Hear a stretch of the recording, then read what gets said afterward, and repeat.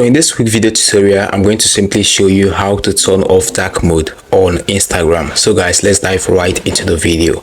So right here is the home page of my Instagram app.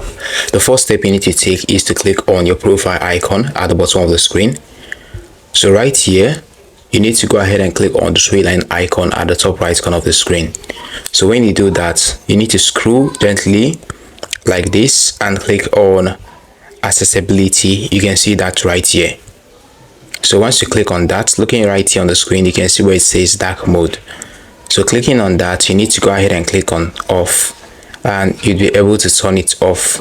So with this, you've been able to turn off dark mode on your Instagram app. Hope you found this video helpful. Now hit the like button, subscribe and hit the notification bell to be the first to get updated whenever I upload helpful videos like this on this channel.